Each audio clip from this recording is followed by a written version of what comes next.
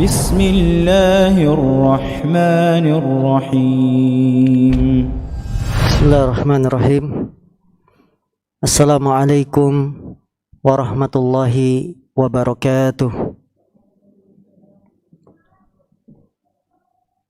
إن الحمد لله نحمده ونستعينه ونستغفره ونعوذ بالله من شرور أنفسنا ومن سيئات أعمالنا. من يهده الله فلا مضل له ومن يضلل فلا هادي له. أشهد أن لا إله إلا الله وحده لا شريك له وأشهد أن محمدا عبده ورسوله لا نبي بعده. قال الله تبارك وتعالى: يا أيها الذين آمنوا اتقوا الله حق تقاته ولا تموتن إلا وأنتم مسلمون. وقال أيضا: يا أيها الناس اتقوا ربكم الذي خلقكم من نفس واحدة وخلق منها زوجها وبث منهما رجالا كثيرا ونساء واتقوا الله الذي تساءلون به والأرحام إن الله كان عليكم رقيبا.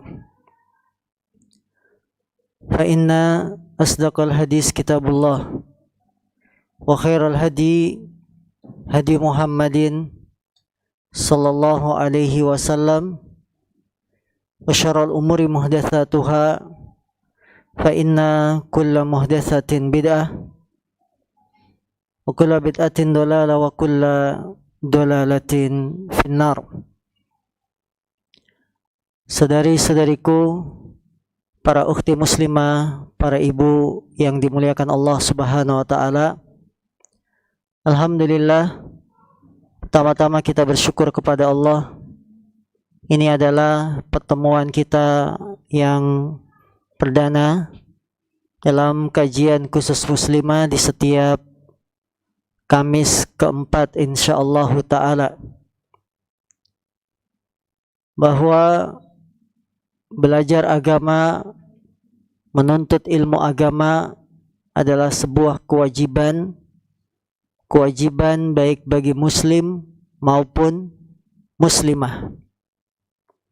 Maka para ibu yang dimuliakan Allah Subhanahu wa taala, kewajiban agama ini yaitu menuntut ilmu agama, kewajiban yang sifatnya fardu ain. Apa maksudnya?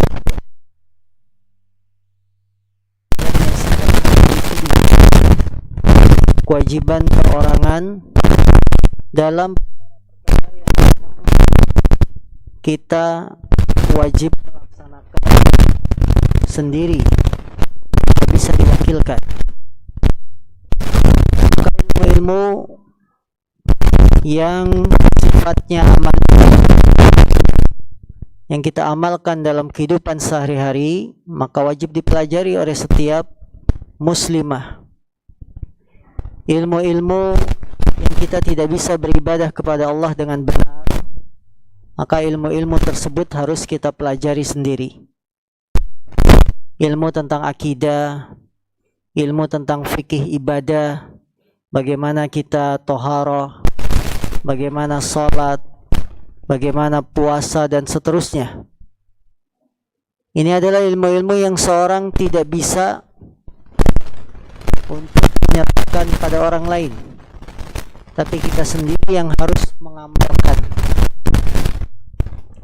Salat tidak bisa diwakilkan, maka ilmu belajar tentang salat kewajiban. Bagaimana kita bersuci, permasalahan toharoh, kita tidak bisa toharoh diwakilkan, maka belajar toharoh kewajiban. Saudari-saudariku, wanita muslimah yang dimuliakan Allah Subhanahu wa taala, keutamaan menuntut ilmu agama sangat banyak dan sudah dibahas oleh para asatidzah tentang keutamaan belajar ilmu agama. Sebagai bahan pembuka di pertemuan kita di pagi hari ini, maka kami akan sampaikan kunci-kunci agar kita sukses belajar ilmu agama. Karena ini adalah pertemuan pertama. Bagaimana kuncinya agar kita sukses ketika belajar? Karena kita lihat terkadang yang sudah lama belajar tidak membuahkan dari ilmunya amalan yang baik. Terkadang sudah mengaji lama tapi praktek sehari-harinya sangat jauh dari ilmu yang sudah dia pelajari. Karena itulah pentingnya sini kita pahami terlebih dahulu bagaimana caranya agar ilmu agama yang kita pelajari itu sukses. Karena ukhti muslimah yang dimuliakan Allah, tujuan utama kita belajar ilmu agama adalah untuk mewujudkan rasa takut kepada Allah. Apabila ilmu agama tidak membuahkan takut kepada Allah, maka itu bukan ilmu yang bermanfaat. Bagaimana kunci agar kita sukses ketika belajar ilmu agama? Kunci yang pertama adalah ikhlas. Ikhlas adalah pondasi dalam segala amalan. Orang yang beribadah, maka landasan utamanya adalah ikhlas. Belajar ilmu agama termasuk ibadah. Bahkan tidak ada pendekatan diri kepada Allah yang lebih baik kecuali belajar ilmu agama. Karena belajar ilmu agama ibadah, niatnya harus ikhlas.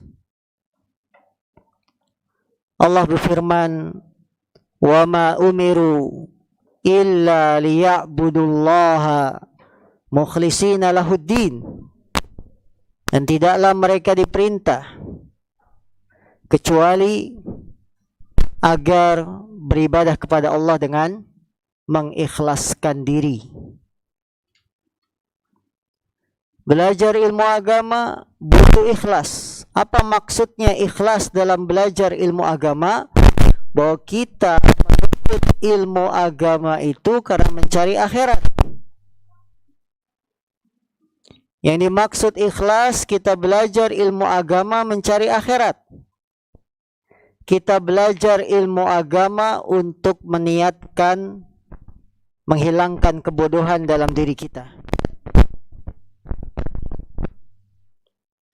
Maka saudari-saudariku ukhti muslimah, kita belajar ilmu agama bukan ingin dibilang orang yang pandai, dibilang alim.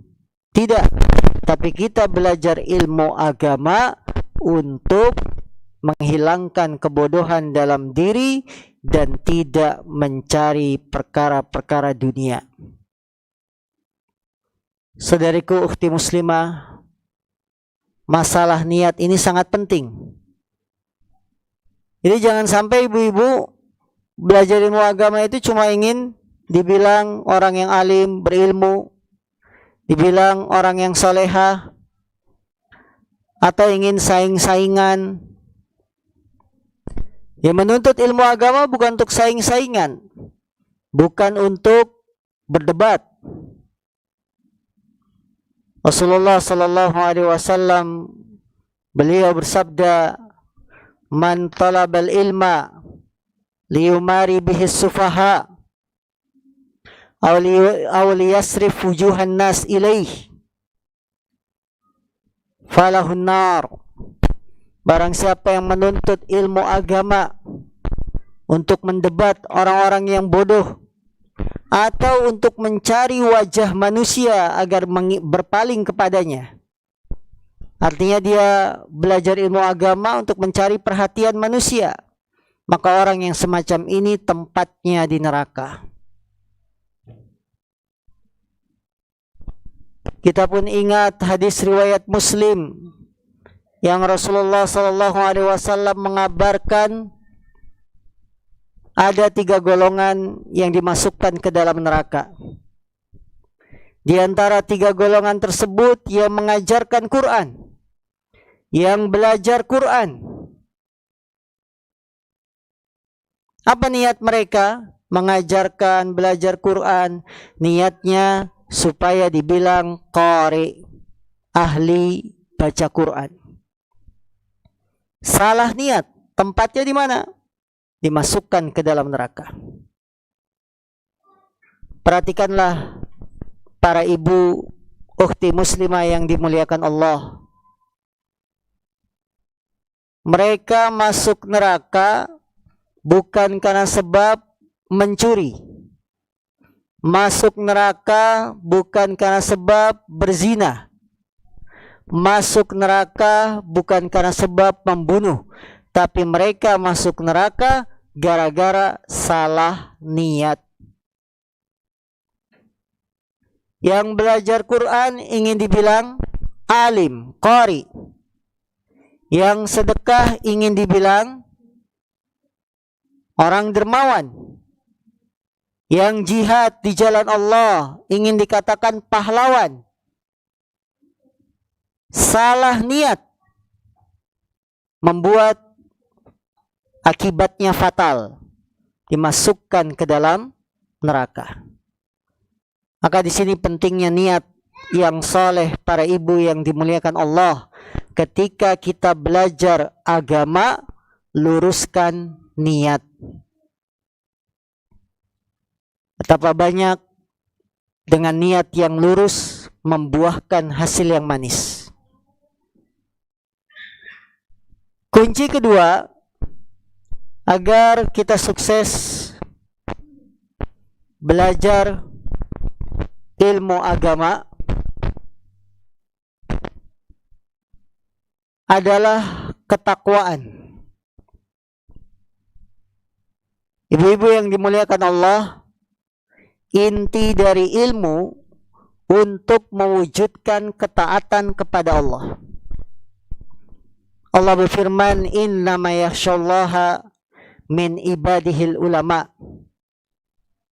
Sesungguhnya yang takut kepada Allah di antara hamba-hambanya al-ulama adalah orang-orang yang berilmu, para ulama. Maka supaya ilmu kita itu benar, apa yang kita telah pelajari, yang sudah lama kita ngaji bermanfaat, jaga ketakwaan.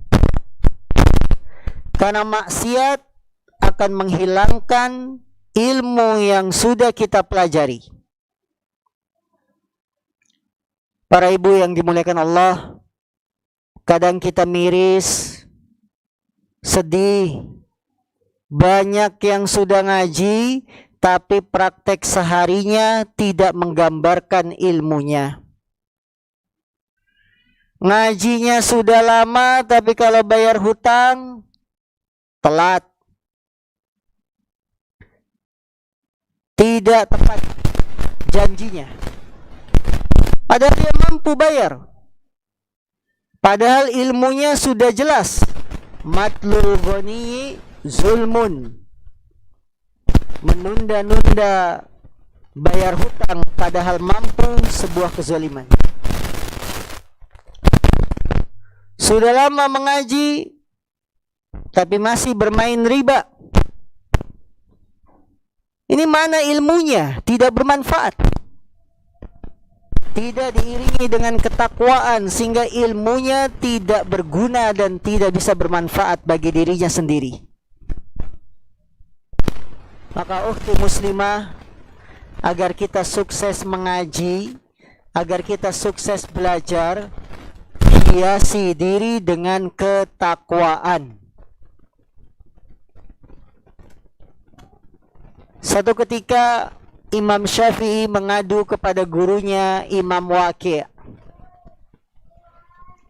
Syakautu ila Waqi'in su'a hifdhi fa arsyadani ila tarkil ma'asi qala i'lam bi annal ilma nurun wa nurullah la yu'tahu lil asi. Imam Syafi'i mengatakan, aku mengadu kepada guruku tentang jeleknya hafalanku. Sekelas Imam Syafi'i mengadu gurunya, hafalannya buruk, jelek. Kemudian gurunya mengatakan, memberikan arahan agar aku meninggalkan maksiat. Fa'arsyadani ila tarkil ma'asi. Guruku memberikan arahan, nasihat agar aku meninggalkan maksiat. Dan beliau berkata, ketahuilah ilmu itu cahaya, dan cahaya Allah tidak diberikan kepada orang yang bermaksiat. Ukhti muslimah, lihatlah bagaimana kemaksiatan bisa menghilangkan hafalan. Kemaksiatan menyebabkan hafalan Imam Syafi'i buruk, lemah. Maka kata gurunya, tinggalkan maksiat kamu kalau ingin hafalanmu kuat, kalau ingin ilmunya nyantol. Maka orang yang sudah mengaji, orang yang sudah belajar ilmu agama, dia harus berhias dengan ketakwaan agar ilmunya itu nempel, nyantol, tidak hilang. Sekarang ini kita sangat menyedihkan hati-hati kita. Banyak yang sudah mengaji tapi prakteknya sangat jauh dari ilmu yang sudah dia dapat. Banyak di kalangan wanita muslimah belum bisa meninggalkan keharaman. Masih ketika keluar memakai minyak wangi, masih melakukan dosa besar, ghibah, tidak menjaga lisannya. Jadi antara ilmu dengan amalnya tidak sinkron. Ini sebuah fenomena yang harus kita pahami para wanita muslimah, bahwa kita belajar untuk melahirkan rasa takut kepada Allah. Kunci ketiga agar kita sukses belajar adalah mencatat ilmu yang dipelajari. Mencatat ilmu yang dipelajari. Besok panitia tolong hijabnya itu dipanjangkan saja, sehingga ibu-ibu bisa di soft kedua, soft ke satu ditutup full, ibu-ibu bisa di depan, soft kedua ini bisa diisi ya. Hijabnya jadi dibuat panjang. Bisa minta bantuan teman-teman pakai apa namanya, tali atau apa ya, sehingga bisa memanfaatkan ruang kanan kiri diisi oleh jamaah. Siap ya? Ibu siapa ini yang hubungi saya? Ummu Hanif ya? Ya, Ummu Hanif. Nah. Baik, kunci yang ketiga agar sukses belajar adalah mencatat ilmu yang dipelajari. Termasuk kunci keberhasilan dalam belajar ilmu agama adalah mencatat, agar ilmu kita itu semakin lengket di hati, tidak mudah hilang. Karena para ibu, akal pikiran kita, otak kita itu tidak bisa menampung semua ilmu yang kita dapat. Otak kita itu terbatas, kemampuan kita terbatas, simpanan kita terbatas. Terlebih lagi kita banyak urusan ya. Terlebih lagi kita banyak masalah sana sini. Maka agar kita belajar ilmunya berhasil, catat apa yang dipelajari. Rasulullah sallallahu alaihi wasallam bersabda, qayyidul ilma bil kitabah. Catatlah ilmu itu dengan tulisan. Kita tidak seperti Imam Bukhari yang disampaikan sekali langsung ingat. Maka agar ibu-ibu berhasil dalam belajar ilmu agama, catat apa yang dikaji. Terlebih lagi catatan ini kelebihannya bisa kita ulang-ulang. Bisa kita lihat lagi. Dibaca kembali. Karena itu Imam Syafi'i mengatakan, al-ilmu saydun wal kitabu qaiduhu. Qayyid suyudaka bil hibalil wathiqah faminal hamaqah an tasida ghazalatan wa tatrukuha bainal khalaiki talikah. Apa kata Imam Syafi'i? Al-ilmu saydun. Ilmu itu adalah bagaikan binatang buruan. Wal kitabatu qaiduhu, dan catatan menulis adalah catatannya, talinya. Qayyid suyudaka bil hibalil wathiqah, maka ikatlah barang-barang buruanmu, binatang buruanmu dengan tali yang kuat. Di kata Imam Syafi'i, itu bagaikan binatang buruan, dan mencatat, menulis adalah ikatannya, talinya. Maka ikatlah barang buruanmu, binatang buruanmu dengan tali yang kuat. Kemudian kata Imam Syafi'i, termasuk kebodohan engkau berburu seekor kijang, kemudian kamu lepas lagi. Kita sudah capek ngejar-ngejar kijang, lari-lari, sudah dapat nggak diikat, dilepas. Ibu-ibu sudah capek datang ke kajian, menempuh jarak yang jauh, sudah sampai ke tempat kajian, dapat ilmu, nggak dicatat. Kata Imam Syafi'i, termasuk kebodohan. Orang sudah capek-capek berburu kijang, malah dilepas begitu dapat. Sudah capek-capek cari ilmu, datang ke tempat yang jauh, ternyata tidak dicatat, dilepas. Maka para ibu, biasakan kita mencatat ilmu yang kita pelajari.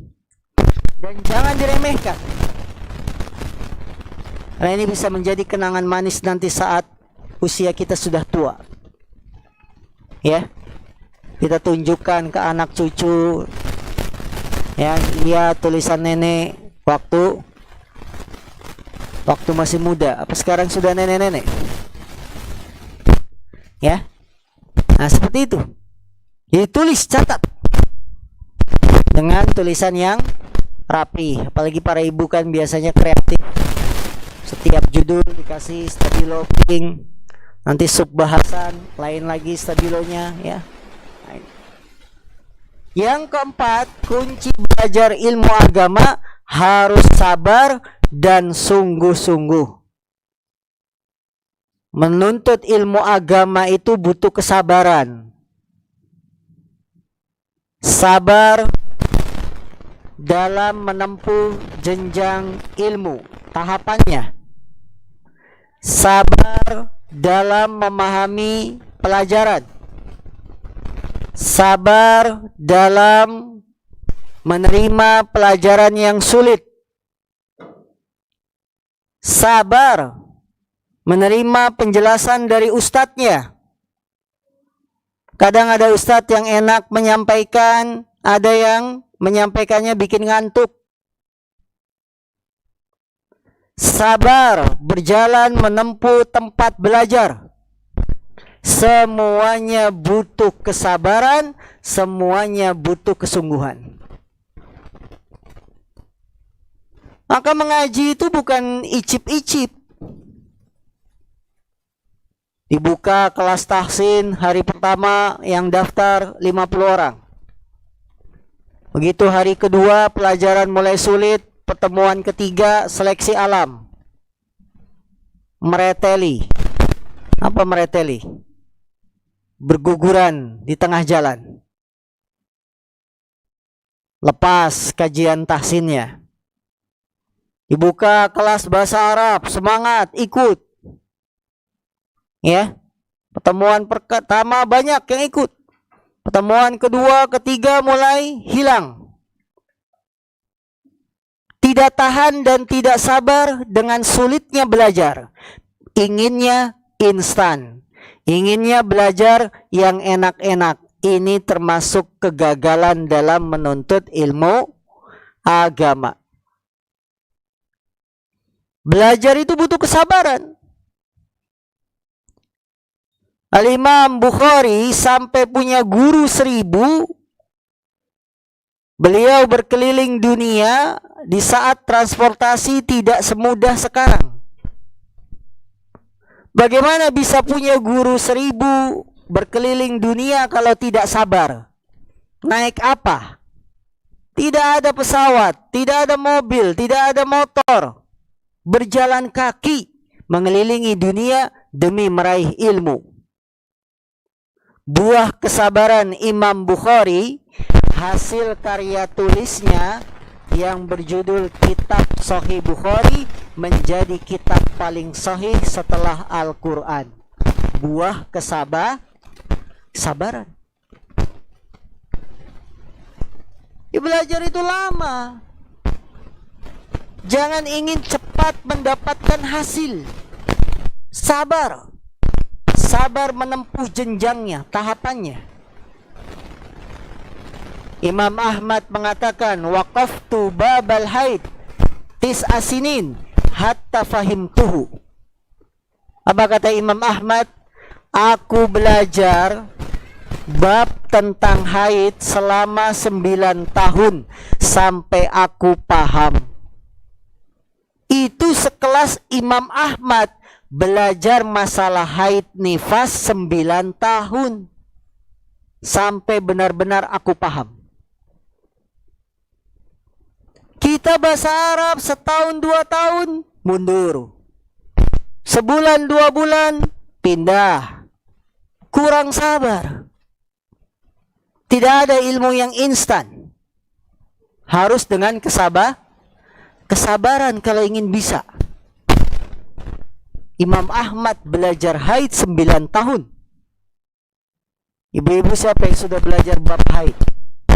Berapa lama belajar ya? 3 bulan Pak Ustaz ya. Maka sadari-sadariku, ukhti muslimah yang dimuliakan Allah, belajar itu butuh kesabaran dan butuh kesungguhan. Sungguh, tidak ada yang instan. Harus sabar. Begitupun ibu-ibu kalau belajar melalui media-media yang ada. Lewat YouTube, harus sabar. Jangan ngelihat YouTube, oh ini ceramahnya bagus judulnya, diklik. Belum selesai, ngelihat bawahnya lagi, lebih bagus ini, diklik lagi. Terus begitu, hanya nyicip-nyicip. Yang ini 2 menit, ini 3 menit. Di bawahnya kok ada yang lebih bagus lagi. Akhirnya nggak dapat ilmu. Apa yang disampaikan tidak utuh, tidak selesai. Ya, ini fenomena kenyataan. Kunci agar kita berhasil belajar, sabar dan sungguh-sungguh. Yang terakhir, kunci agar kita sukses belajar, berdoa. Berdoa kepada Allah. Doa adalah kunci kebaikan. Untuk kebaikan dunia maupun kebaikan akhirat. Tidak terkecuali menuntut ilmu agama. Banyak-banyak berdoa agar kita diberikan ilmu agama, diberikan pemahaman. Nabi kita, Nabi yang mulia Muhammad sallallahu alaihi wasallam, beliau selalu minta tambahan ilmu agama. Wa qur rabbi zidni ilma. Katakanlah wahai Muhammad, wahai Rabbku, zidni ilma, tambahkan ilmu kepadaku. Di setiap pagi sebelum Nabi Muhammad SAW memulai aktivitas, beliau membaca doa. Allahumma inni as'aluka ilman nafi'a wa rizqan tayyiba wa amalan mutaqabbala. Ya Allah, aku memohon kepadamu ilmu yang bermanfaat, rizki yang halal, dan amalan yang diterima. Bagaimana Rasulullah SAW mendahulukan minta ilmu sebelum minta rizki.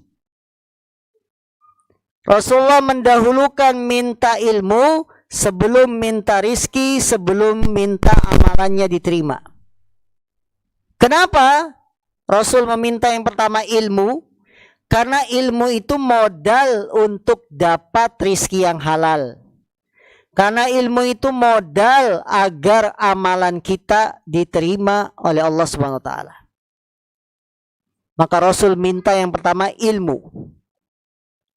Dengan ilmu kita bisa mencari rizki yang halal, mana yang haram.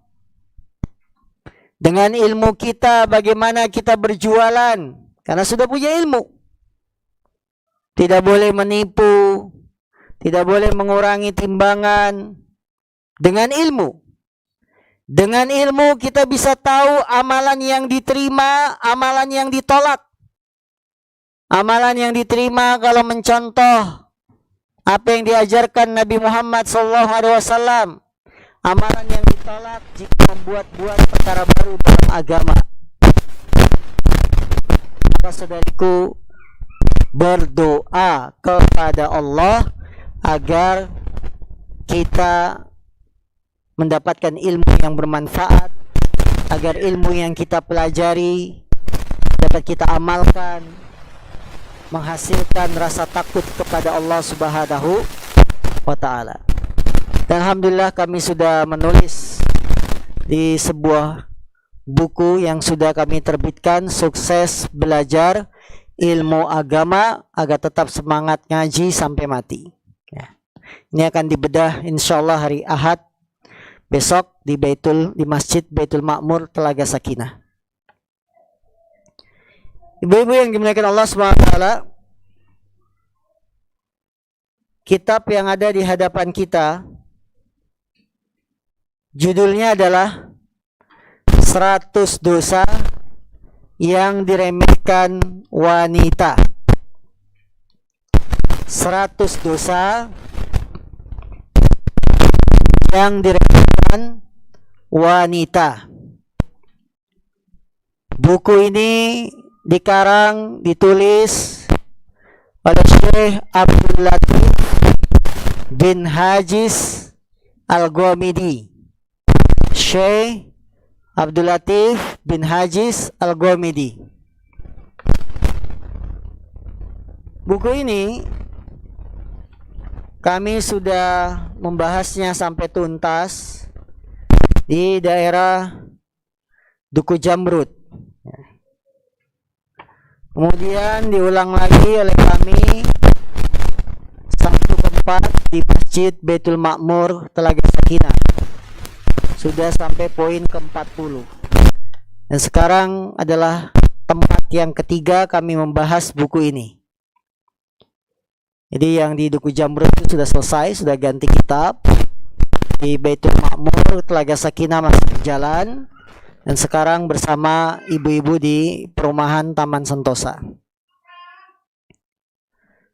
Saudariku ukhti muslimah yang dimuliakan Allah, dalam buku ini nanti akan disebutkan penyimpangan-penyimpangan wanita.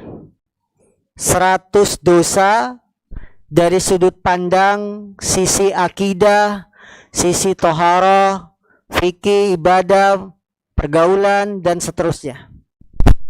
Jadi penulis menyebutkan 100 dosa. penyimpangan wanita yang berhubungan dengan akidah, penyimpangan wanita yang berhubungan dengan taharahnya, dengan salatnya, dengan puasanya, dan seterusnya. Metode menyebutkan macam-macam dosa ini adalah metode yang sudah ditempuh oleh para ulama. Para ulama kita dahulu, mereka pun memiliki metode yang sama. Ketika menulis sebuah buku ingin mengingatkan bahaya dosa, disebutkan dosa-dosanya. Di antara contohnya kitab Al-Kabair, dosa-dosa besar, yang dikarang oleh Imam Az-Zahabi. Dalam kitab Al-Kabair, dosa-dosa besar, Imam Zahabi menyebutkan satu persatu. Dosa besar yang ke-1, dosa besar kedua, dan seterusnya. Jadi metode penulisan menyebutkan daftar dosa bukan metode yang asing, karena sudah dicontohkan oleh para ulama terdahulu. Ukhti muslimah yang dimuliakan Allah, mengapa kita perlu membahas tentang dosa-dosa? Apa pentingnya pembahasan ini? 100 dosa yang diremehkan wanita. Yang pertama, para ibu yang dimuliakan Allah, alasan kenapa kita membahas tentang dosa-dosa. Yang pertama, kita mengetahui kejelekan bukan untuk melakukannya. Kita mengetahui kejelekan bukan untuk melakukannya. Tapi untuk apa? Untuk menjaga diri agar tidak terjatuh dalam dosa. Jadi ibu-ibu, kita baca ini kan 100 dosa bukan untuk diamalin. Jangan sampai salah, 100 dosa yang diremehkan wanita berarti untuk diamalkan isi bukunya. Enggak.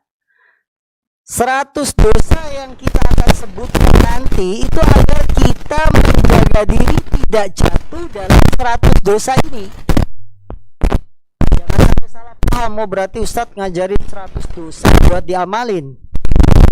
Salah, bukan. Kita mengetahui kejelekan bukan untuk mengamalkannya. Dalam hadis yang dikeluarkan Imam Bukhari, sahabat Hudzaifah bin Yaman, beliau berkata dalam hadis yang dikeluarkan Imam Bukhari, sahabat Hudzaifah bin Yaman berkata, kana nasu yas'aluna anil khair.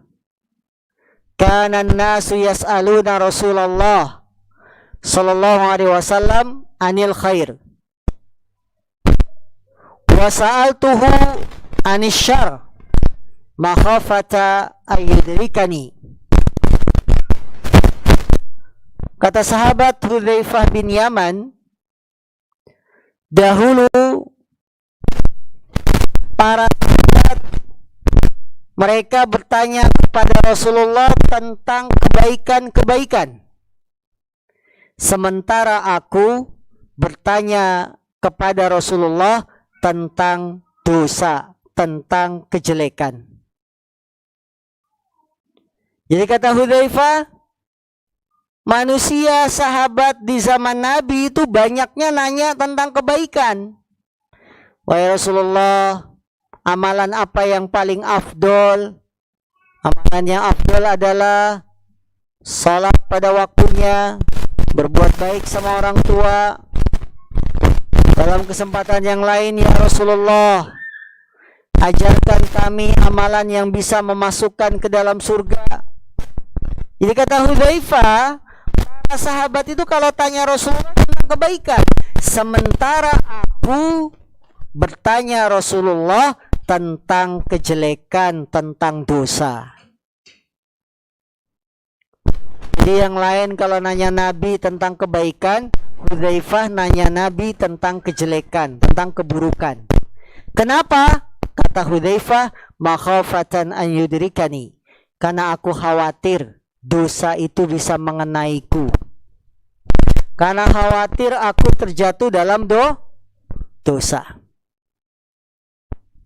Maka mempelajari perkara yang dosa dalam rangka menjaga diri suatu hal yang boleh, satu hal yang dianjurkan. Tapi dalam rangka apa? Menjaga diri, bukan untuk diamalkan.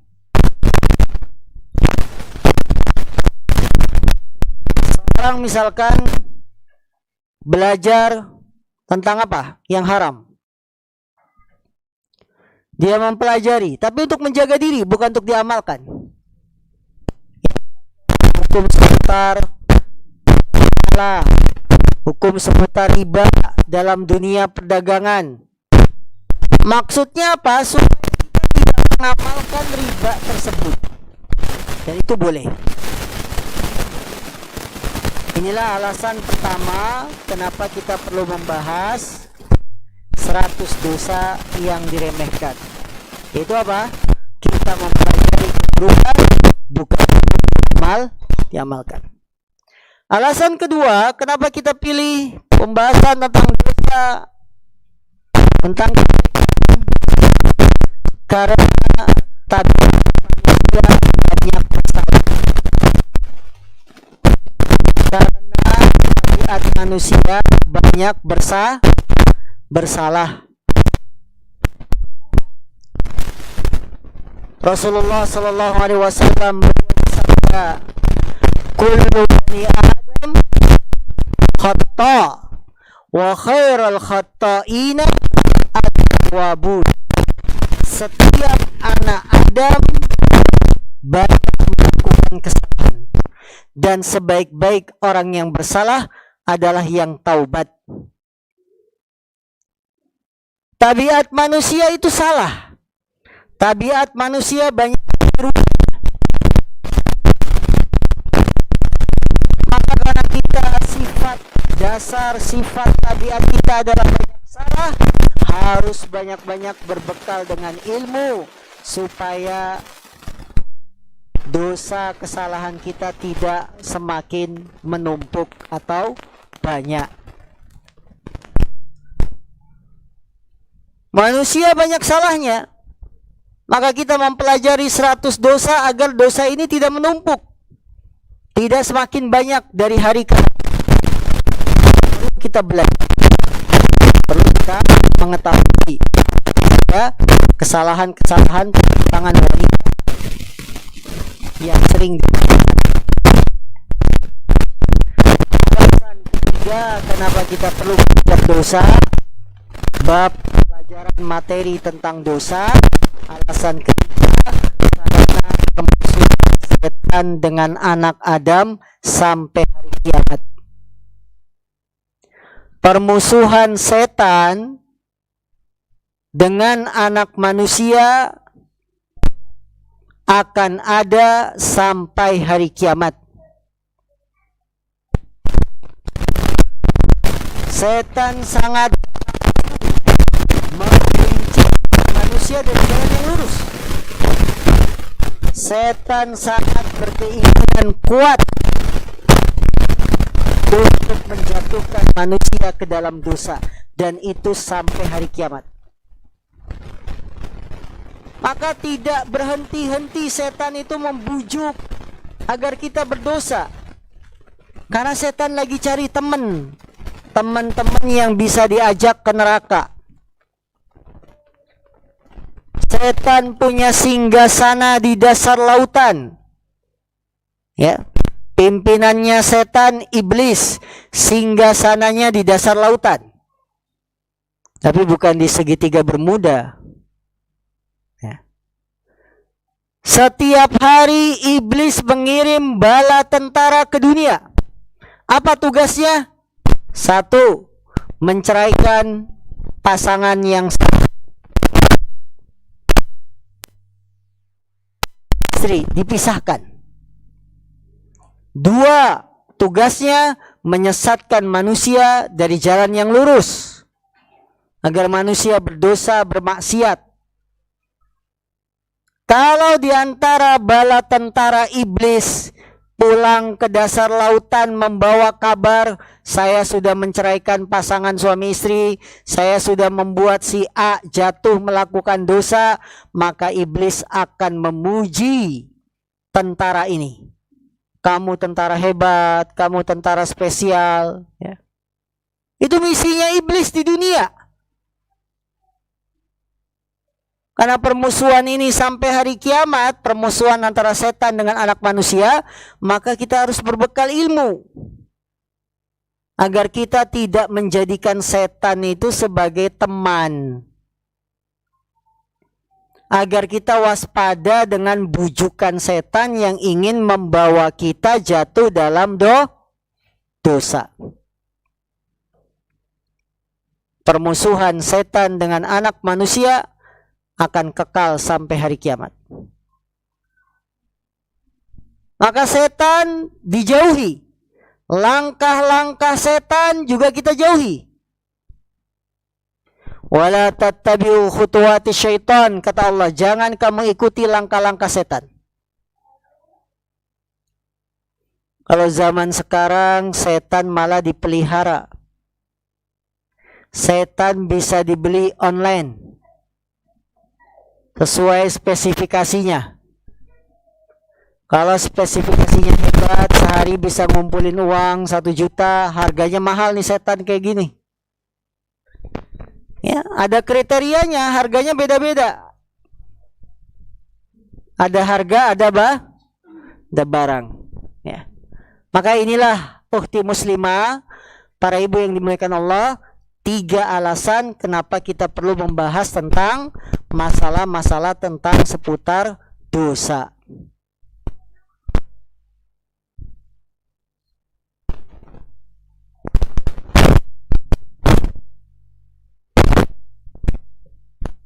Halaman 3. Muqaddimah.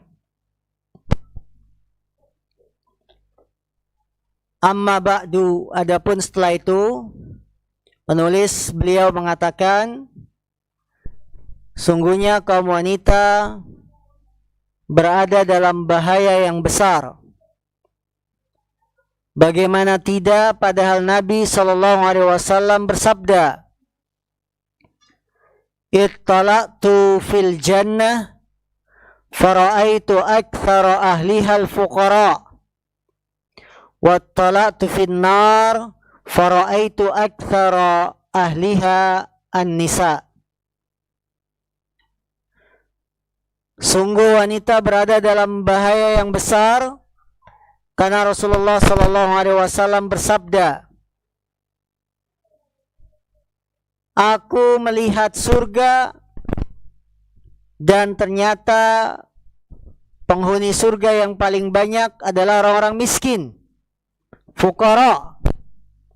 Dan aku melihat neraka, ternyata penghuni neraka yang paling banyak adalah kaum wanita. Saudariku ukhti muslimah yang dimuliakan Allah, hadis ini menjelaskan kepada kita bagaimana wanita dalam bahaya yang besar. Karena Nabi jelas-jelas mengatakan penghuni neraka paling banyak kaum wanita.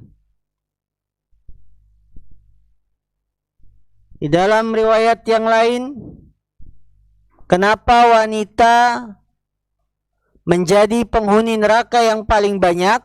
Sebabnya karena satu, sering mengeluh. Li'anna kunna tuksirna syakat. Anak kalian kaum wanita sering mengeluh. Dan yang kedua kata Nabi, watakfurnal ashir. kalian sering mengingkari kebaikan suami. Ibu-ibu yang dimuliakan Allah, kalau kita mendengar berita penghuni neraka paling banyak wanita, maka tentu kita akan lari agar kita tidak termasuk wanita yang masuk neraka. Kabar ini bukan untuk menakut-nakuti wanita, tapi agar wanita sadar, mari belajar ilmu agama, supaya tidak termasuk wanita-wanita yang menjadi penghuni neraka paling banyak. Jadi ukhti muslimah, kata penulis dalam buku ini, wanita dalam bahaya yang besar. Kenapa? Karena ternyata penghuni neraka paling banyak adalah wanita. Dan penghuni surga paling banyak orang miskin. Orang miskin bisa masuk surga karena tidak ada yang dihisap. Tidak ada yang dihitung. Dia nggak punya uang. Dia hanya dihisap amalan sehari-harinya.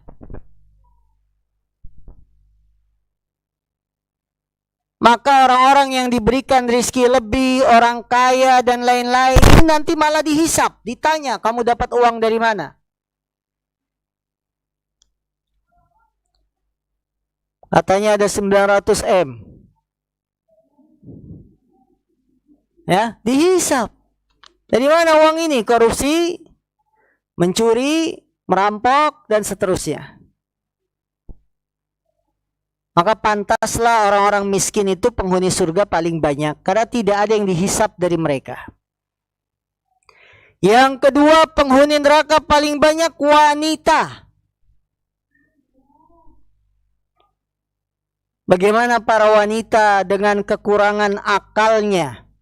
Nakisatu aklin wa dinin, kata Nabi. Wanita itu kurang akalnya, kurang agamanya, menjadi penghuni neraka paling banyak. Ini sebuah bahaya besar bagi kaum wanita.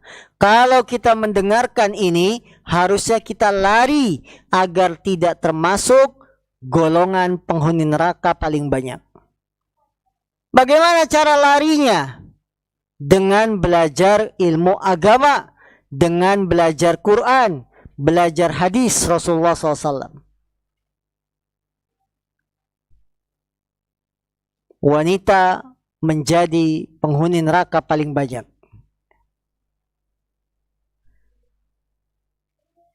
Kemudian dalam hadis Jabir bin Abdullah diriwayatkan bahwa dia berkata, aku menghadiri salat Id bersama Rasulullah Sallallahu Alaihi Wasallam. Maka sebelum berkhutbah, beliau memulainya dengan salat tanpa dikumandangkan azan maupun iqamah. Kemudian beliau berdiri bersandar kepada Bilal. Selanjutnya beliau merintahkan kaum muslimin agar bertakwa kepada Allah, memotivasi agar takwa kepadanya, dan beliau memberi nasihat kepada kaum muslimin dan mengingatkan mereka. Kemudian beliau beranjak berpindah dari tempat duduknya hingga sampai ke jamaah wanita. Jadi kalau sholat Id, jamaah wanita, jamaah laki-laki itu dipisah. Jamaah laki-laki di depan dekat imam, jamaah wanita di belakang. Beliau berpindah dari tempat duduknya sampai tiba pada jamaah wanita. Kemudian beliau bersabda, tasaddaqna, bersedekahlah kalian. Karena kebanyakan dari kalian akan menjadi bahan bakar neraka jahanam. Lihatlah bagaimana ibu-ibu, Rasul menganjurkan wanita untuk sedekah. Karena dengan sedekah bisa menyelamatkan kaum wanita dari jilatan api neraka. Rasulullah bersabda, ittaqin nar walau bisyikki tamrah. Jagalah diri kamu wahai wanita dari api neraka walaupun dengan sedekah 1 biji atau bahkan setengah biji kurma. bisyikki tamrah. Syikki itu setengah. Artinya sedekah bisa menyelamatkan kita dari siksa. Makanya Rasul bilang sedekahlah kalian, karena kalian penghuni neraka paling banyak. Tiba-tiba ada seorang wanita yang terpandang, yang pipinya berwarna merah hitam-hitaman, kemudian berkata, "Mengapa demikian wahai Rasulullah?" Ini menunjukkan di zaman Nabi ada yang tidak pakai cadar. Di zaman Nabi ada yang tidak pakai cadar. Karena kata perawi, ada wanita yang pipinya berwarna merah. Bagaimana ketahuan kalau pipinya warna merah ketika dia pakai cadar? Nggak akan ketahuan. Ini menunjukkan di zaman Rasul pun ada yang tidak menutupi wajahnya sehingga kelihatan pipinya merah. Dia berkata, "Mengapa bisa demikian wahai Rasul? Kenapa wanita itu jadi penghuni neraka paling banyak?" Rasul menjawab, "Karena kalian banyak mengeluh dan tidak mensyukuri pemberian suami." Karena kalian banyak mengeluh. Mengeluh ini bukan curhat ya ibu-ibu ya. Mengeluh itu tidak menerima keadaan. Ya, sering mengeluh. Bahasa lainnya mengeluh apa?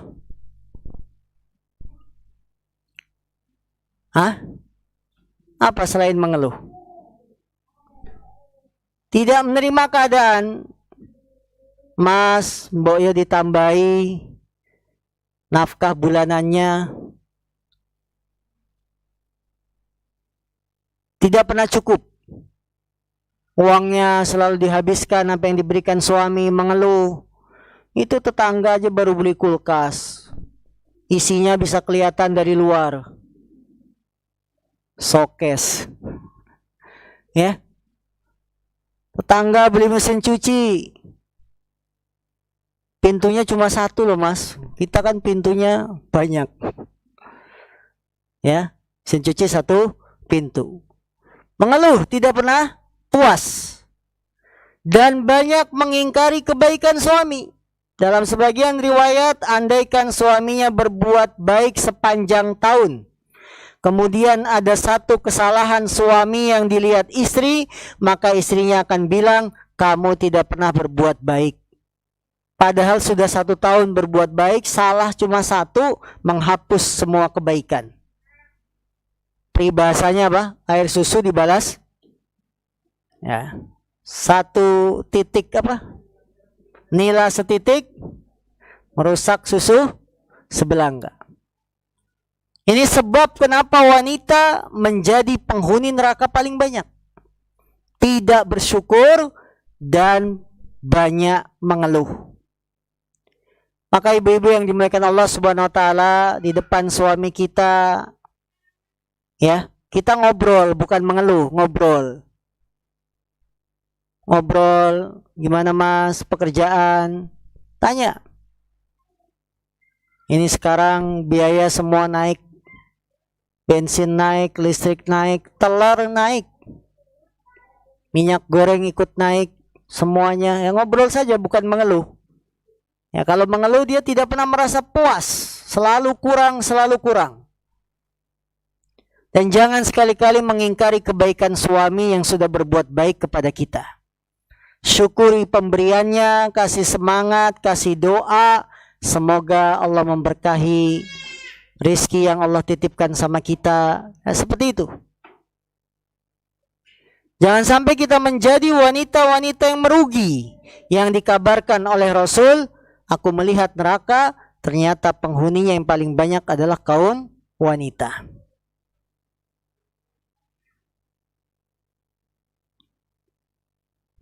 Kemudian hadis berikutnya dari Umarah bin Huzaimah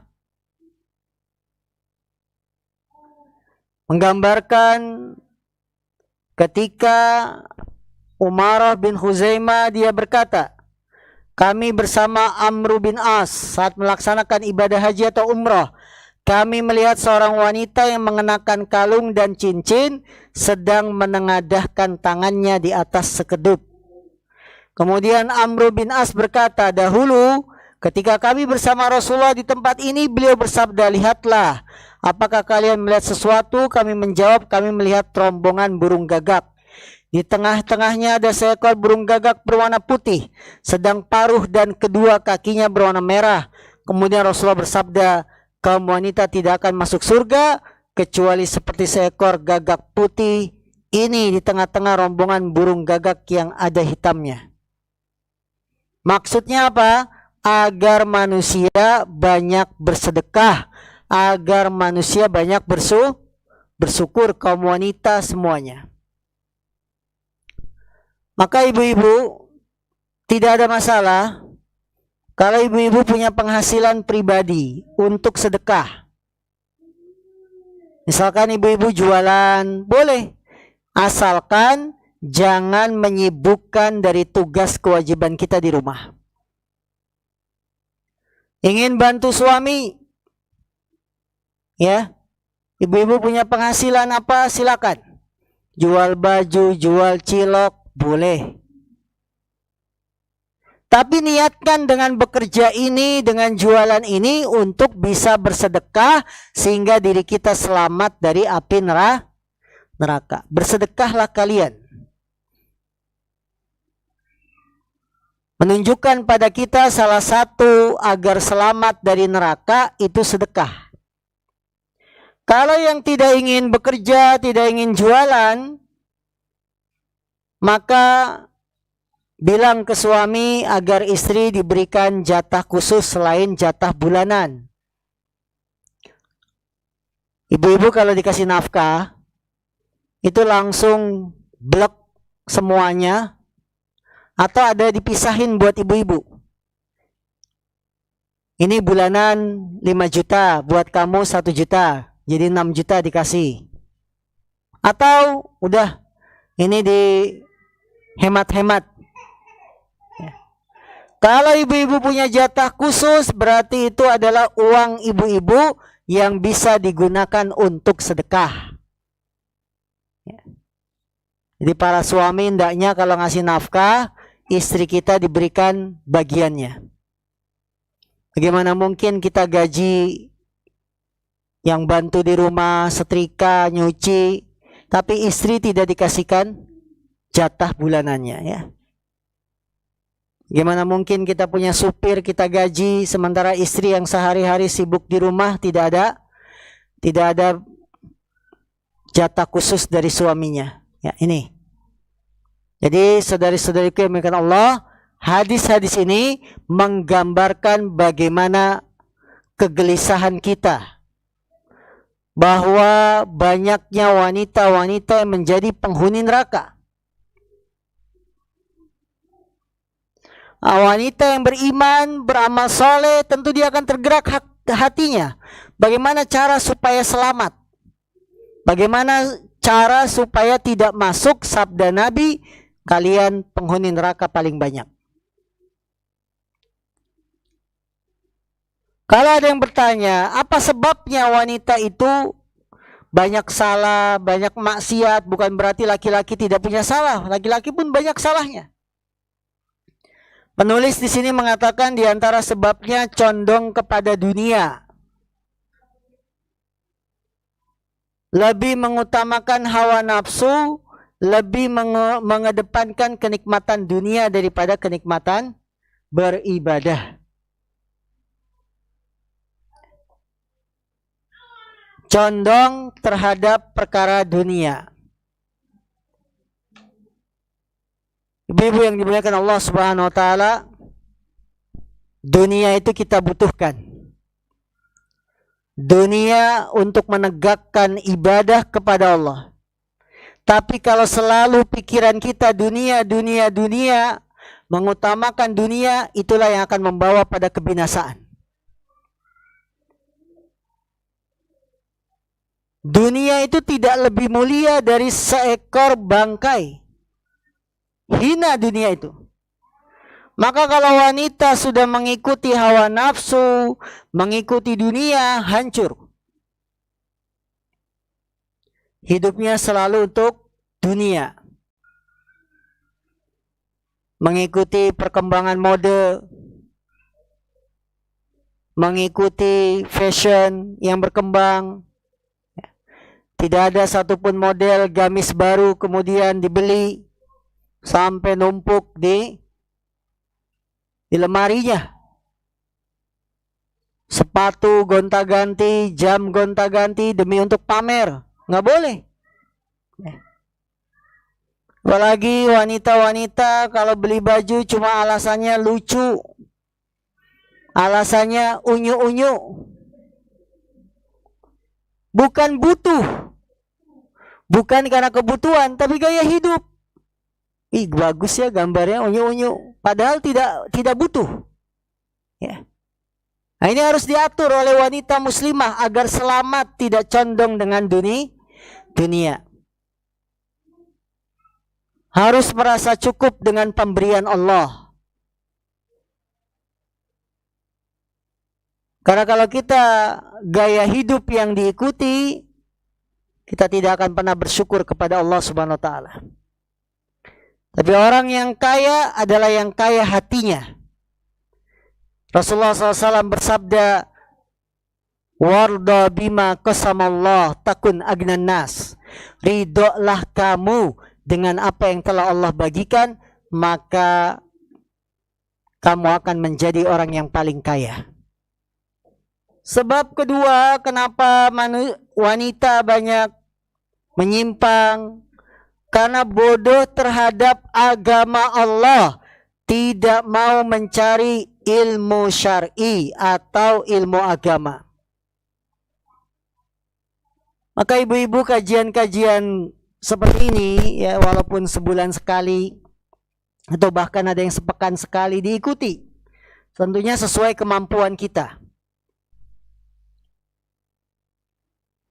Karena ilmu agama akan membentengi diri kita dari terjatuh dalam dosa. Ilmu agama akan menjaga diri kita dari jatuh ke dalam neraka. Alhamdulillah, menuntut ilmu agama sekarang mudah. Ada media televisi, media radio, media buku, tulis, bahkan di HP kita bisa belajar ilmu agama. Wanita para sahabat dulu sampai datang menemui Nabi, "Wahai Rasul, berikan kami 1 hari yang kami bisa mendengar nasihatmu." Jadi boleh wanita minta kepada ustadz agar diberikan ilmunya, boleh ya. Tentunya dengan etika-etika yang ada. Dan sudah kami jelaskan dalam buku kami, Sukses Belajar Ilmu Agama. Ketika wanita muslimah mengaji, bagaimana aturannya, bagaimana etikanya. Dan ilmu agama tidak ada yang bisa menandingi kemuliaannya. Dengan ilmu agama bisa membentengi diri kita dari kesalahan, tapi dengan syarat ilmu agamanya diamalkan.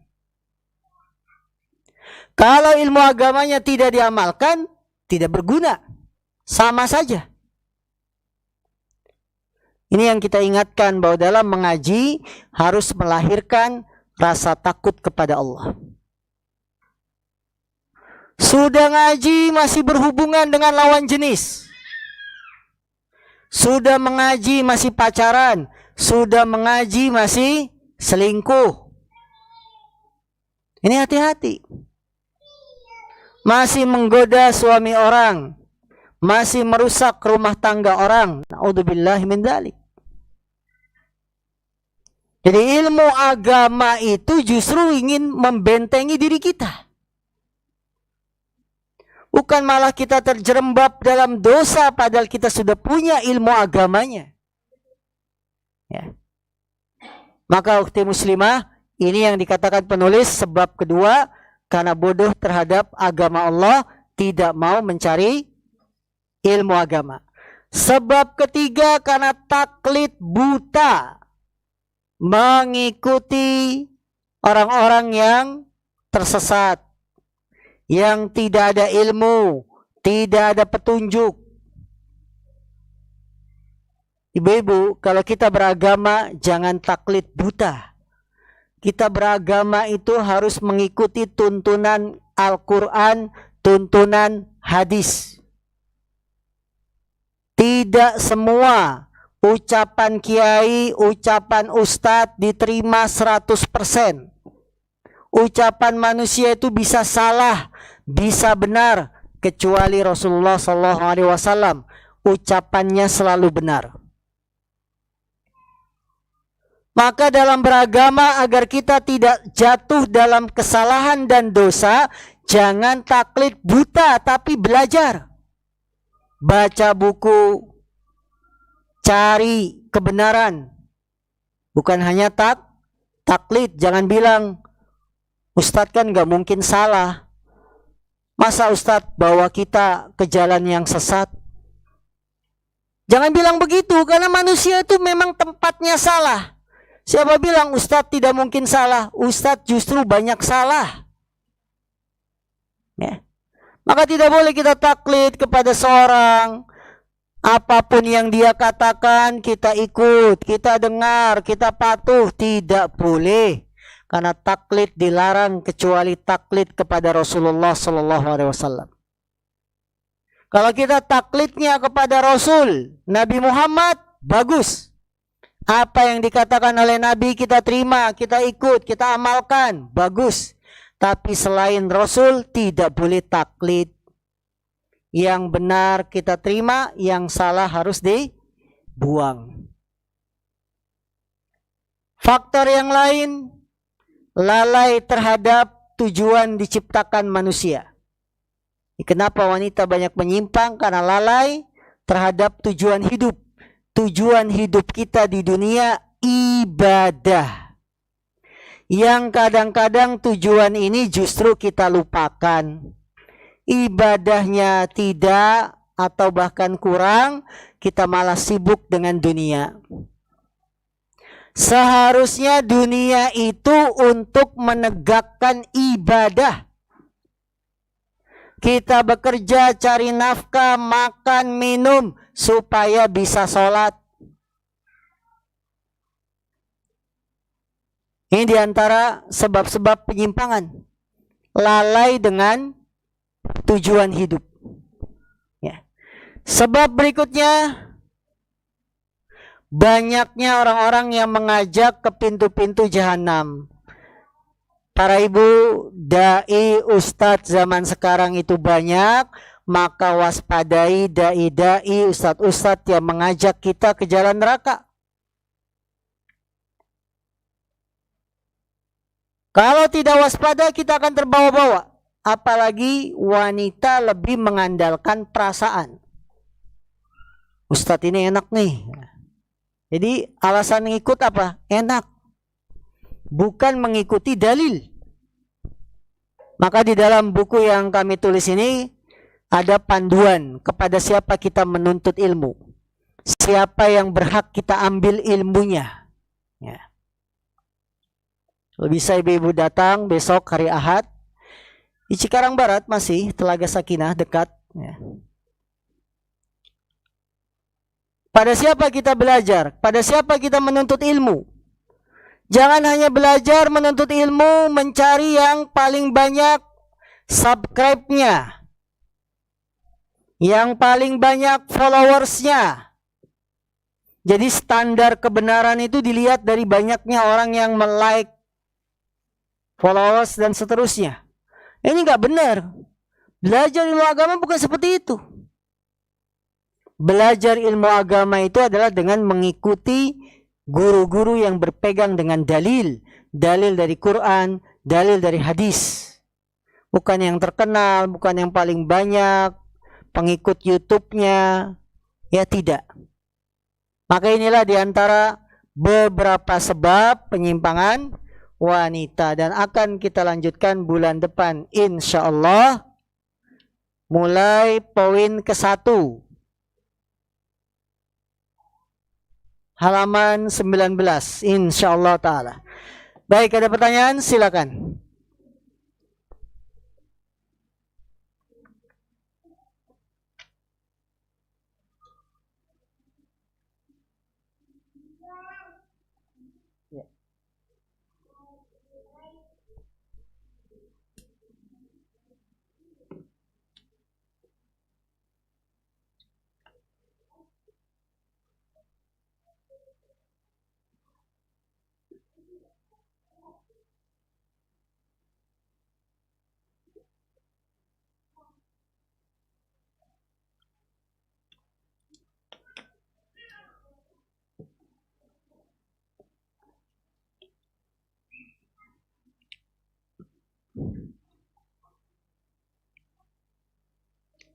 Assalamualaikum Ustaz. Waalaikumsalam warahmatullahi wabarakatuh. Izin bertanya, beberapa waktu yang lalu anak saya diduga kesambel. Apa ini? Oh, itu T bukan lam, bukan L. Tulisannya kayak L. Kalau kesambel mah kasih minum selesai. Kesambet. Lalu suami mengobatinya dengan bawang putih. Karena saya takut terjerumus ke dalam kesyirikan, lalu saya ambil alih dengan cara meruqyah dengan surat-surat dari Al-Quran. Yang ingin saya tanyakan, apakah mengobati gangguan jin dengan bawang putih itu kesyirikan? Apakah yang dilakukan suami bentuk kesyirikan? Mohon pencerahan. Ibu-ibu yang dimuliakan Allah, dalam pengobatan ada metode yang harus diperhatikan. Metode pertama, pengobatan itu harus ilmiah. Ilmiah itu bisa dibuktikan secara ilmu medis, ilmu kedokteran. Sekarang kesambet, kemasukan, kesihir, apakah bisa dibuktikan secara ilmiah bawang putih bisa mengobati? Jadi secara medis itu bisa tidak?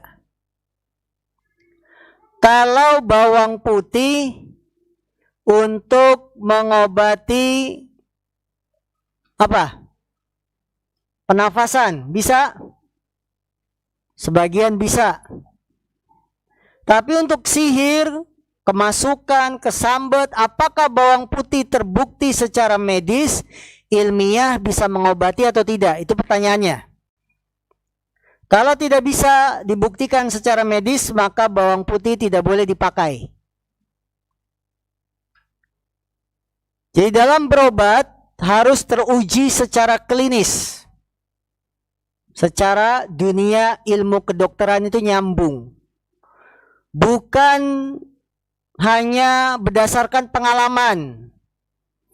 Orang sakit, penyakitnya dipindah ke kelapa, padahal kelapanya sudah disetting.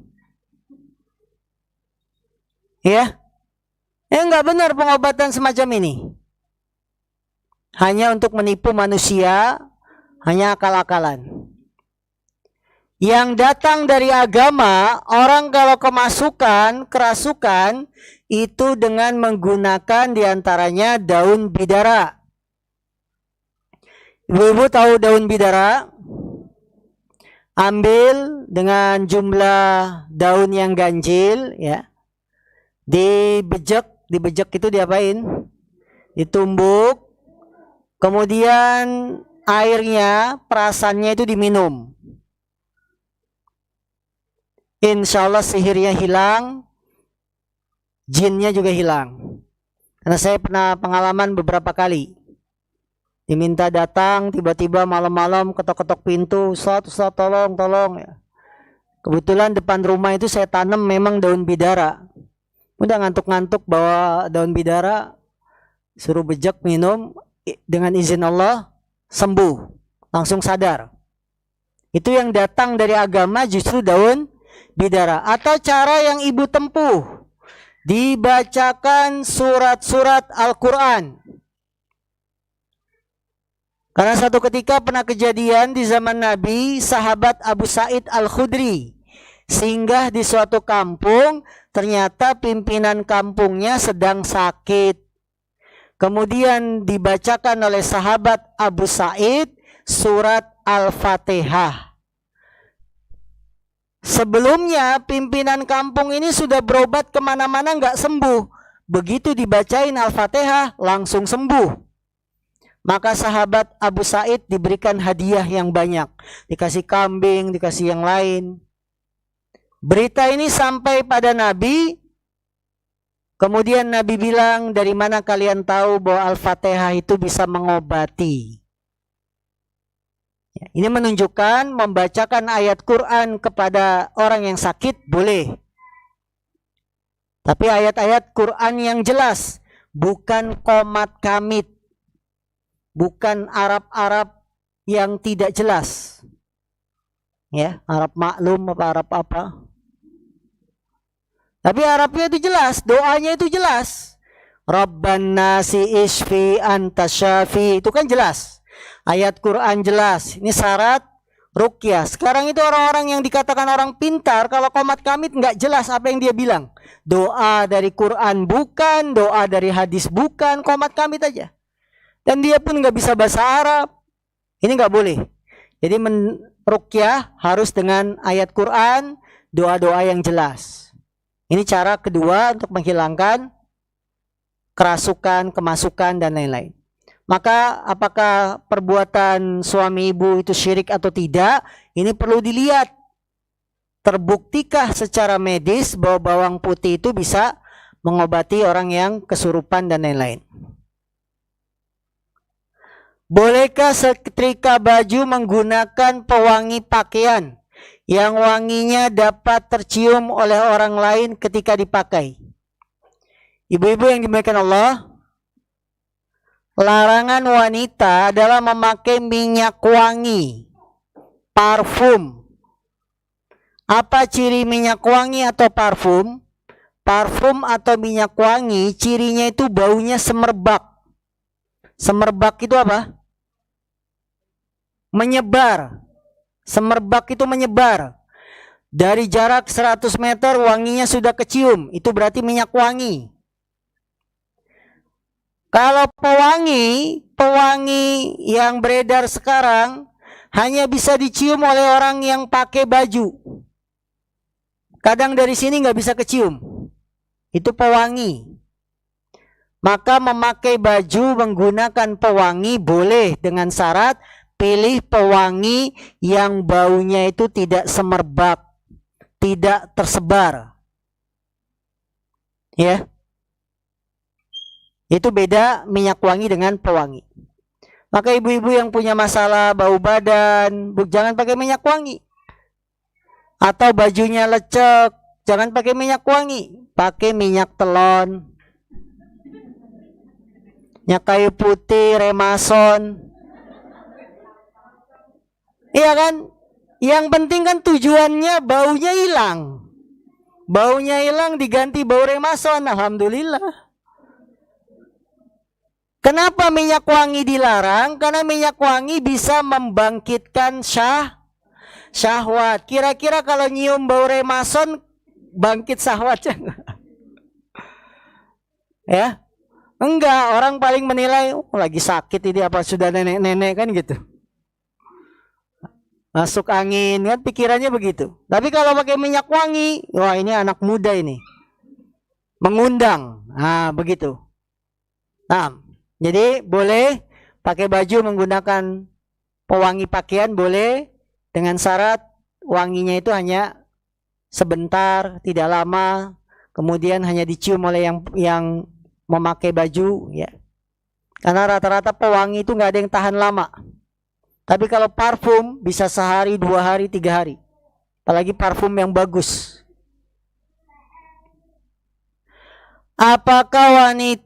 Bolehkah wanita menggunakan CD cream yang dapat menghaluskan kulit dan yang dapat menghaluskan kulit dan juga membuat wangi kulit, skincare, kayak hand body, membuat wangi kulit wangi tercium oleh orang lain. Perawatan ibu-ibu boleh, body lotion dan sejenisnya boleh, tapi ya bukan yang membahayakan kulit. Jangan beli yang abal-abal. Maka ibu-ibu beli krim pagi, krim siang, krim malam, krim subuh boleh. Paket skincare. Tapi dengan syarat tidak membahayakan kulit. Yang kedua, tidak berlebihan dan tidak menghabiskan uang suami. Betul? Jadi paket-paket glowing tidak ada masalah. Mau glowingnya ya beli apa gitu ya. Kayak sunlight juga boleh, bersih bersinar. Ya, tidak ada masalah. Dan jangan ditampakkan kepada laki-laki yang bukan mahram. Setelah berhasil kulitnya lebih indah, glowing, jangan dibuka di depan laki-laki yang bukan mahram. Jadi tujuannya harus untuk suami. Ibu-ibu cantik berhias untuk suami, bukan suami tetangga. Bukan suami orang. Bahaya, tidak boleh. Apakah boleh seorang istri menyisihkan uang pribadinya? Menyisihkan uang pribadinya setelah dikasih sama suami. Dia sisihkan sendiri untuk keperluan pribadinya. Oh, berarti pertama suami memberikan uang tapi uang umum, uang bulanan. Kemudian disisihkan sendiri untuk keperluan pribadinya. Lalu dari uang tersebut ia sedekahkan secara diam-diam tanpa sepengetahuan suaminya. Karena muslimah tersebut berusaha mengamalkan ilmunya bahwa sedekah bisa sedekah diam-diam meraih pahala sempurna. Mohon nasihatnya, syukran. Apakah sedekahnya haram karena tidak minta izin kepada suami? Yang pertama, ibu-ibu, nafkah bulanan yang kita terima, ibu-ibu kalau sudah digunakan sesuai peruntukan, nafkah bulanan itu apa sih? Untuk bayar apa saja? Sekolah, listrik, apalagi Bu? Air, makan, minum. Apa Bu? Panci. Panci jangan kredit. Ibu-ibu kalau beli panci yang sesuai kemampuan, panci merek Jawa. Nggak usah gaya-gaya Oxon. Nggak usah gaya-gaya yang mahal. Beli botol minum Tupperware, cukup yang di pasar 10.003. Ya, jadi bulanan kita itu nggak habis buat cicilan. Panci nyicil, wajan nyicil, sama tukang sayur juga ngutang. Jangan, ya. Nah, kalau bulanan ini sudah kita peruntukkan untuk SPP aman, listrik aman, air aman, makan minum sebulan aman. Kemudian kok ada sisa, kita sisihkan. Apakah boleh si istri menggunakan uang itu? Kalau digunakannya secara wajar, boleh. Tidak mengganggu kebutuhan bulanan. Dia sudah pastikan dulu bulanan itu cukup. Tidak mengganggu, mengurangi kebutuhan bulanan. Boleh. Tapi kalau dirasa khawatir nanti bulanan kurang, jangan disisihkan dulu. Dan setelah terkumpul kita ingin sedekah, bantu, boleh. Apalagi suami mengizinkan secara umum. Neng, Dek, kalau ada sisa dari bulanan kamu buat sedekah, buat apa silakan. Alangkah baiknya kita ngomong di awal sama suami, Mas, kalau ada sisa buat saya ya. Nah, gitu. Yang penting nafkah bulanan itu aman. Kebutuhan selama 1 bulan bisa kita prediksi aman. Karena kadang-kadang ada kebutuhan mendadak, anak sakit, butuh berobat, yang ini harus dipikirkan. Tapi kalau sudah aman, kita ingin sedekah, tidak ada masalah. Ya, apalagi kalau sudah dapat izin suami, alhamdulillah. Kalau punya guru perempuan suka baper, nyindir, gibah di majelis, bagaimana hukumnya? Karena kita nggak berani menasihati, cuma diam saja mendengar. Ya memang Bapak, Ibu-ibu yang dimuliakan Allah SWT, wanita itu kan karena otak apa itu sebelah kanannya yang lebih berfungsi. Jadi mengandalkan perasaan. Nah, ketika guru kita perempuan seringnya begini, baper, bahkan gibah, murid boleh menasehati guru. Dan dalam buku ini saya sebutkan adab murid kepada guru dan adab guru kepada murid. Jadi bukan hanya murid yang dituntut berakhlak kepada gurunya, tapi guru juga harus paham, punya adab kepada murid. Tidak boleh guru melakukan dosa besar, gibah kepada muridnya. Tidak boleh guru ustadz membohongi muridnya, ya, dengan alasan-alasan dibujuk sehingga terjadilah perbuatan dosa antara guru dengan murid. Ini tidak boleh. Fenomena yang sekarang berita-berita kita baca, bagaimana pelecehan dilakukan guru laki-laki kepada murid perempuan, guru laki-laki kepada jamaah perempuan. Ini nggak boleh. Jadi murid punya adab kepada guru, guru juga punya adab kepada murid. Ya. Dengan demikian, ibu kalau mendapati guru seperti ini boleh memberikan nasihat. Tidak ada masalah. Jangan tidak berani, sungkan, berikan nasihat. Kalau kita sendiri tidak berani, maka minta tolong sesama ustadz, sesama guru. Kita kenal ustadz yang lain, guru yang lain, kita tolong si guru ini kalau ngajarin kita selalu menyebutkan aib orang lain. Coba Pak Ustadz tolong dinasehati dia. Boleh. Jadi kita nggak mampu menasehati guru ini, minta tolong yang lain, sesama ustadz yang lebih tua, lebih berpengalaman, sehingga si guru ini bisa mendengar nasihat dari ustadz yang lain. Allahu ta'ala a'lam. Ya, ada pertanyaan? Ini sebagai pertemuan kita perdana. Cukup, ibu-ibu? Ustadz izin bertanya, bagaimana hukum meluruskan rambut untuk menyenangkan pasangan? Boleh. Rebonding, ya. Dicatok. Karena saya punya buku, ibu-ibu, wanita dan mode. Jadi saya memang sudah menulis masalah ini, sehingga banyak tahu lah sedikitnya. Bahkan saya pengen nulis lagi tentang fikih wanita kontemporer, ya, yang berhubungan dengan glowing itu, ya. Jadi kalau buku wanita dan mode itu sudah lama terbit. Yang sedang saya susun ini tentang skincare, karena banyak macam-macamnya. Dan di komplek Telaga Sakinah itu ada seorang dokter kecantikan wanita.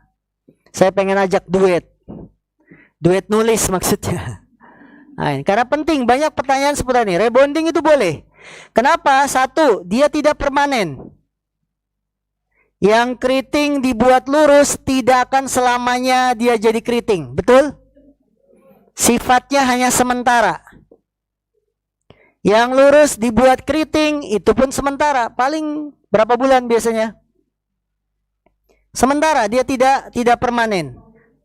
Maka kalau sifatnya sementara, boleh dalam rangka menyenangkan suami, karena sifatnya sementara, tidak permanen, dan itu bukan merubah ciptaan Allah. Yang dilarang itu yang merubah ciptaan Allah dan sifatnya permanen, bukan karena menutupi aib, bukan karena cacat, tapi hanya kecantikan. Itu yang dilarang. Contoh, operasi plastik. Operasi plastik, ya, yang tadinya warna kulitnya kayak gula Jawa, jadi kayak gula putih. Permanen. Bukan karena sakit, bukan karena aib, tapi permanen, hanya untuk kecantikan. Maka oplas dilarang. Ya ini. Jadi ada beberapa patokan-patokan dalam kecantikan, yang itu juga sudah sebagiannya saya tulis dalam buku Wanita dan Mode.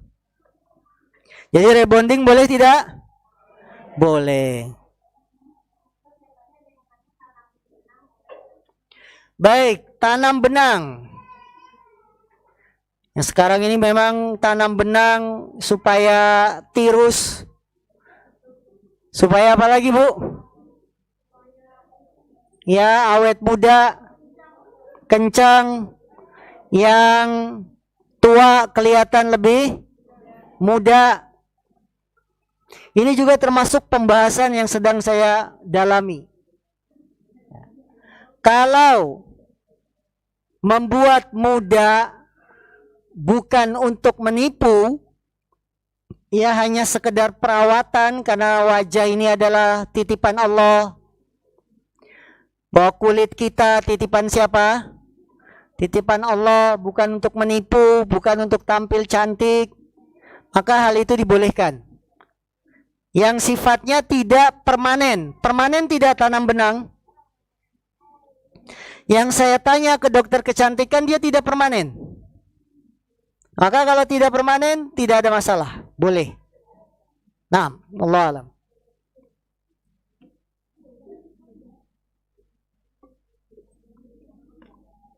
Ya, semoga dimudahkan penulisan bukunya. Fikih kecantikan wanita gitu.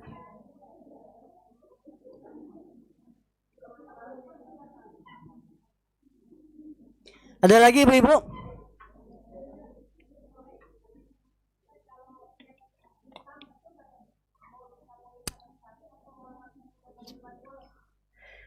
Ibu-ibu yang dimuliakan Allah, dalam menghias rambut, menyemir, mengecat, ada aturannya, tidak boleh dicat dengan warna hitam, disemir dengan warna hitam, baik ibu-ibu masih muda atau sudah tua.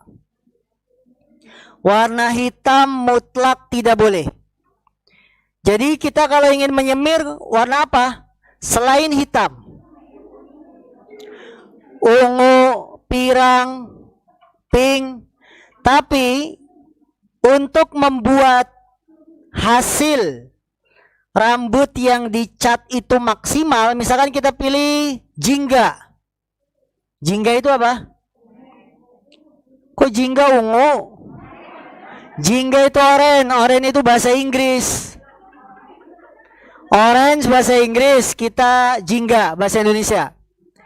Agar hasil cat jingga itu, kalau di salon-salon sekarang ada proses namanya menghitamkan rambut dulu. Apa namanya? Di bleaching. Bleaching ya. Dan itu memakan waktu yang lama. Sampai 2 jam, 3 jam. Baru setelah itu dikasih jingganya. Karena kalau tidak ada bleaching, itu hasilnya nggak maksimal, belang-belang. Bolehkah kita menghitamkan rambut agar hasil cat berikutnya maksimal? Nah, ini pertanyaannya. Karena nggak mungkin orang yang cat itu sekali proses selesai. Dia akan berkali-kali prosesnya. Treatmentnya itu nggak sekali. Nanti datang 2 jam, besok datang lagi Bu ya. Kayak treatment ngurusin sakit gigi. Nah, ini yang perlu kita bahas, bahwa dalam mengecat rambut itu tidak boleh dengan warna hitam. Ini harus diperhatikan, baik dia masih muda atau sudah tua, tidak boleh. Jadi warnanya yang dipilih selain hitam. Karena kadang-kadang suami itu ada yang pengen istrinya kayak polwan, rambutnya pirang, dipotongnya sekuping.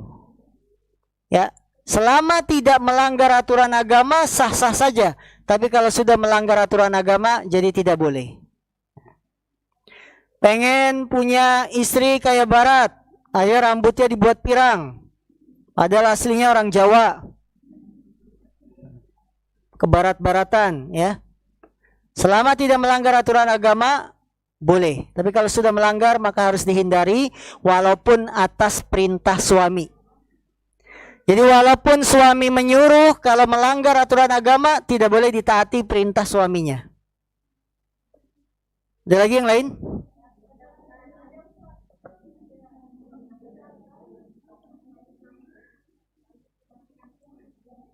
Fikih kecantikan semua ini.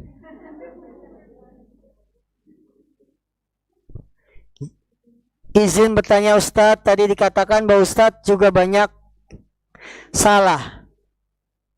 Bagaimana menyikapi Ustadz yang sedang terjerumus dalam kesalahan yang sifat tabiat? Apakah kita harus meninggalkannya? Dalam buku ini, ibu-ibu, Sukses Belajar Ilmu Agama, kami cantumkan di sini pembahasan khusus seputar pertanyaan ini. Pembahasannya adalah menyikapi kesalahan Ustadz.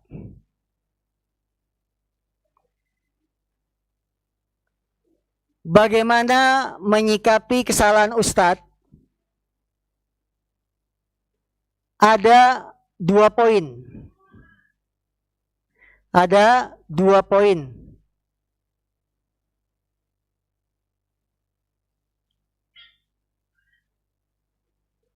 Poin yang pertama, dalam menyikapi ketergelinciran kesalahan Ustadz, poin yang pertama adalah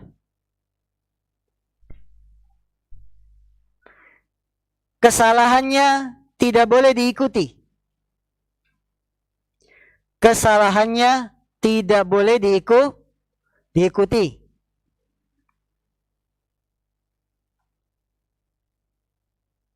Ustadznya salah karena terjerumus dalam kesalahan yang sifatnya tabiat. Kesalahan itu tidak boleh diikuti, kesalahan si Ustadz. Kenapa?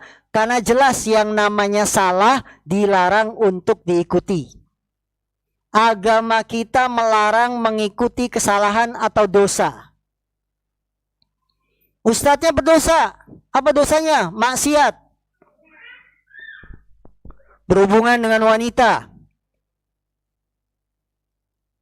di luar hubungan yang sah. Jangan diikuti. Itu sikap yang pertama yang harus kita tanamkan dalam diri sebagai murid. Sikap kedua, setelah kesalahannya tidak diikuti, sikap kedua bersikap adil. Bersikap adil. Apa maksudnya bersikap adil?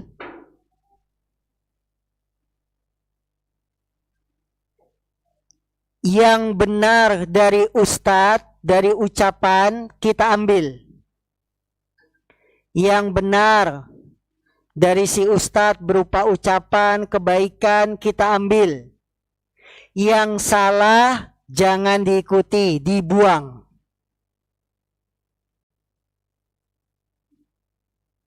Itu namanya sikap adil. Yang Ustadz sampaikan, sholat 5 waktu wajib. Benar nggak? Benar, terima. Iya, sholat 5 waktu wajib. Kita amalin. Jangan gara-gara Ustadznya salah, nggak sholat 5 waktu. Oh, Ustadznya salah, udah ajarannya saya tinggalin. Enggak. Yang benar kita ambil, kita amalkan. Yang salah jangan diikuti. Ini sikap kedua dalam menyikapi kesalahan Ustadz. Bersikap adil. Yang ketiga, menyikapi kesalahan Ustadz, tutupi aibnya. Tutupi kesalahannya. Hukum asal, orang yang bersalah ditutupi kesalahannya. Karena Nabi bersabda, man satara musliman satarahullah fid dunya wal akhirah. Barang siapa yang menutupi aib seorang muslim, maka Allah akan tutupi aibnya di dunia dan di akhirat. Maka kesalahan Ustadz jangan disebarkan. Kesalahan Ustadz jangan diceritakan di media sosial. Jagalah kehormatan Ustadz. Kecuali kesalahannya itu sudah sangat membahayakan bagi umat, maka harus meminta pendapat ustadz yang senior. Contoh, ustadz salah dalam masalah akidah, akidahnya menyimpang. Apa akidah menyimpang? Tidak percaya hari kiamat. Menyimpang nggak ibu-ibu? Menyimpang. Ini akidah bahaya sekali kalau ustadz ini ngomong, dia bilang hari kiamat tidak ada. Maka perlu diperingatkan secara terang-terangan. Karena membahayakan umat. Kaum muslimin, mohon berhati-hati dengan Ustadz si A. Karena dia punya kesalahan dalam masalah akidah, yaitu tidak percaya pada hari kiamat. Kesalahannya saja yang kita sebutkan. Ini boleh kalau memang bahayanya sangat membahayakan bagi orang banyak. Boleh terang-terangan kita ingkari karena memang sudah sangat membahayakan. Sebagaimana para ulama memperingati ulama-ulama yang keliru dalam masalah akidah. Mereka tulis di buku, dibantah, mereka bikin video bantahan kepada ulama ini yang punya pemahaman menyimpang. Boleh, karena memang bahayanya buat orang banyak. Dengan demikian ibu, dilihat kesalahan ustadz tersebut. Kapan kita sembunyikan, kita tutupi, kapan kita jelas-jelas memperingati di hadapan umat. Maka perlunya koordinasi dengan ustadz yang lain, yang lebih senior, yang lebih berpengalaman, sehingga kita tidak salah langkah. Ini ada di buku saya, sudah saya jelaskan. Pertanyaan berikutnya, apa hukumnya KB karena ada uzur penyakit? KB ada beberapa macam alasan. Ada KB karena memang sakit. Dokter sudah memberikan diagnosa, ibu kalau melahirkan lagi, ya nanti akan ada efeknya begini dan begini. Dan dokternya itu dokter amanah, dokter ahli, bukan sembarangan. Maka boleh kita KB karena ada uzur. Bentuk kedua, KB karena takut punya anak, takut miskin. Sekarang biaya sekolah mahal, kalau saya punya anak lagi nanti anak saya sekolah uang pangkalnya sudah berapa. Ini nggak boleh. Karena takut miskin sama saja berprasangka buruk kepada Allah. Padahal yang memberikan rizki anak kita bukan kita orang tua, tapi yang memberi rizki anak adalah Allah. Jadi yang pakai KB karena takut miskin tidak boleh. Keadaan ketiga, KB dengan sistem memutus saluran peranakan selamanya dengan istilah vasektomi. Satu lagi, tubektomi. Ini kalau hanya alasannya dunia maka tidak boleh. Alasan dunia apa? Capek, punya anak, akhirnya vasektomi. Bukan karena alasan penyakit. Kalau alasan penyakit boleh, tapi dengan syarat rekomendasi dokter yang amanah, yang ahli. Ya, ini hukum KB. Berarti penanya kalau karena ada uzur penyakit boleh, tidak ada masalah. Apa hukumnya Ustadz, hukum botox dan filter, suntik yang halal? Filler ya, pakai setrikaan gitu ya, di filler. Ada yang ditanam. Botox itu kan apa namanya? Dia saripati kan ya? Kalau minyak wangi yang asli minyaknya biang itu namanya apa? Konsentrat. Botox itu konsentrat kan? Ibu-ibu paham nggak? Enggak, ya sudahlah. Nanti kita bahas ya. Jadi konsentrat dia tuh biar cepat putih, pakainya pakai cairan konsentratnya, tidak ada campuran, jadi cepat reaksinya. Nah itu seperti itu. Ya. Kalau krim-krim itu kan sudah ada campurannya, tapi kalau yang asli konsentratnya itu lebih nendang. Apa lebih nendang? Efeknya lebih cepat. Nah itu seperti itu. Maka tinggal dilihat apakah dia permanen atau sementara. Kalau permanen tidak boleh. Tapi hanya sementara waktu menyenangkan suami boleh. Ya, hanya bertahan cuma putihnya 3 bulan. Habis putih gosong lagi. Itu sementara boleh. Ya. Kalau sementara boleh. Apalagi ada aib, cacat, misalkan luka bakar. Terkena musibah, kecelakaan, luka bakar, harus kulitnya ini di treatment. Boleh. Karena dalam rangka menutupi aib. Kalau dalam rangka menutupi aib, tidak ada masalah. Karena bagaimanapun, tidak mungkin manusia itu hidup dalam keadaan wajahnya jelek. Maka bibir sumbing dioperasi boleh tidak? Boleh, karena itu aib, menjelekkan wajah. Dan kita diciptakan fi ahsani taqwim, dalam bentuk yang paling bagus. Ya. Jadi apabila ada aib, cacat, kebakaran, musibah, maka boleh ditutupi dengan cara yang baik. Beda halnya kalau untuk menipu manusia, operasi plastik, kecantikan saja. Nah ini beda. Padahal dia sudah cantik, tapi pengen lebih cantik. Ini hukumnya tentu berbeda.